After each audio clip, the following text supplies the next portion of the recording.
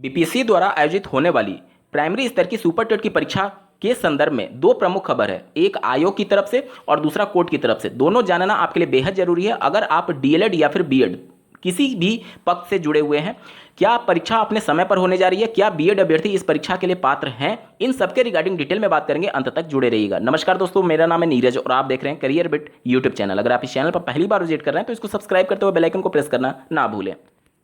दिनांक 14 अगस्त 2023 यानी आज ही के दिन सुबह 9:42 पर बीपीएससी के चेयरमैन के द्वारा एक ट्वीट के माध्यम से इन सभी परिस्थितियों पर अपना स्पष्टीकरण दिया गया है। श्री अतुल प्रसाद जी के द्वारा जो ट्वीट किया गया है आप अपने स्क्रीन पर देख पा रहे होंगे। एक बार जल्दी से पूरे ट्वीट को डिकोड करने की कोशिश करते हैं। Holding TRE on time and disqualification of some candidate are two different thing. यानी कि टीचर रिक्रूटमेंट एग्जामिनेशन को समय पर आयोजित करना और कुछ बच्चों को डिसक्वालीफाई करना दोनों अलग चीज है। अब कुछ बच्चों से मतलब सीधे तौर पर बीएड की बात की जा रही है। आगे पढ़िए। While the former is so far unaffected by the recent order of the honourable supreme court.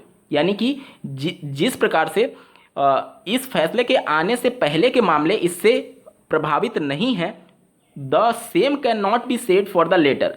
उसी प्रकार से भविष्य की बातों को लेकर के अभी कुछ भी नहीं कहा जा सकता। Candidate should be realistic in making assumption in their best interest. यानी कि इनके द्वारा सलाह दी गई है कि अभ्यर्थी अपने अवधारणाओं को बनाने से पहले रियलिस्टिक हों, यानी कि यथार्थवादी हों।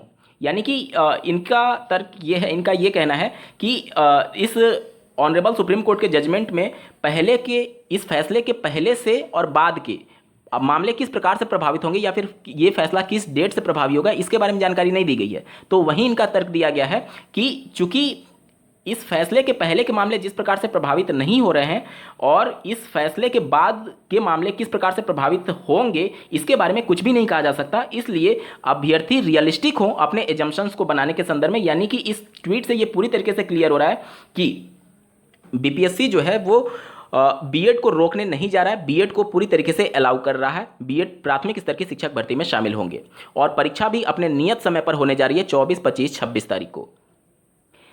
यह तो बात हो गई कि आयोग का क्या स्पष्टीकरण है। अब बात कर लेते हैं कि ऑनरेबल कोर्ट में क्या कुछ हो रहा है। जैसा कि आपको ज्ञात होगा, ऑनरेबल सुप्रीम कोर्ट के द्वारा जो जजमेंट दिया गया है उसके आधार पर जो सीटेट 2022 वाला मैटर था वो निरस्त हो चुका है, क्योंकि उसके रिजल्ट में ये बातें मेंशन की गई थी। यानी कि कोर्ट ऑर्डर आया, सीधे तौर पर वो निरस्त हो गया क्योंकि वो subject to outcome of honourable supreme court judgement रखा गया था। यानी वो सीटेट कैंसिल हो गया। अब सीटेट के बेस पर ही अभ्यर्थी अगर परीक्षा में सम्मिलित हो रहे हैं 2022 वाले के आधार पर, तो आपका टेट ही इनवैलिड है, तो उसके आधार पर आप शिक्षक भर्ती प्रक्रिया में कैसे सम्मिलित हो पाएंगे, ये एक बड़ा सवाल है। दूसरा, माननीय सुप्रीम कोर्ट के फैसले के आधार पर जो डीएलएड अभ्यर्थी हैं वो माननीय पटना हाईकोर्ट का दरवाजा खटखटाने जा रहे हैं इस बात को लेकर के कि जब माननीय सुप्रीम कोर्ट ने उस आधार को ही कैंसिल कर दिया, उस नोटिफिकेशन को ही कैंसिल कर दिया है, तो फिर जिसके आधार पर बीएड प्राथमिक में शामिल हो रहे हैं, तो फिर बीएड में प्राथमिक में बीएड को अलाउ कैसे किया जा सकता है।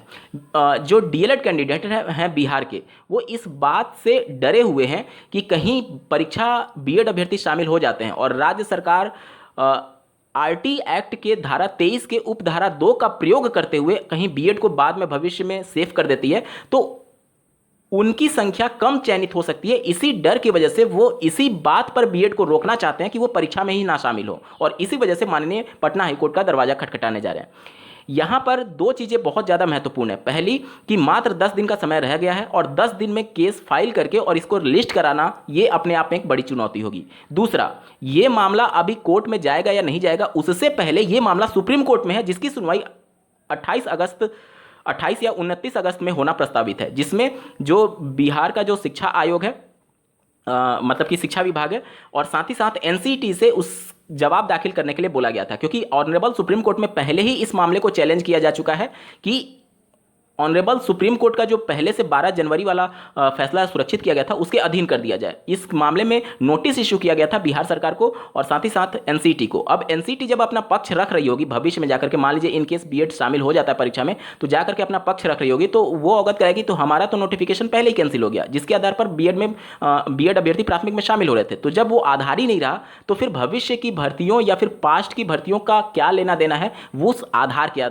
उस बेस के आधार पर। क्योंकि वो चीज़ है नहीं जिसके आधार पर अभ्यर्थी इस परीक्षा में सम्मिलित हो सकते हैं। यानी कि पूरी चीज़ें अभी उलझी हुई हैं। आयोग ने पूरा क्लियर अपनी तरफ से कर दिया है कि हम नहीं रोकने जा रहे हैं। देखिए, आयोग की मजबूरी समझिए। आयोग कोई रेगुलेटरी बॉडी नहीं है, आयोग सिर्फ एक परीक्षा कराने वाली संस्था है। तो अगर एनसीटी इनको कुछ नोटिस देता है तो वो परीक्षा पर होल्ड लगा सकते हैं या फिर बीएड को बाहर कर सकते हैं। इनका काम सिर्फ परीक्षा करा करके रिजल्ट जो है वो बिहार सरकार को हैंडओवर कर देना और बिहार सरकार उसके द्वारा नियुक्ति दे देगी।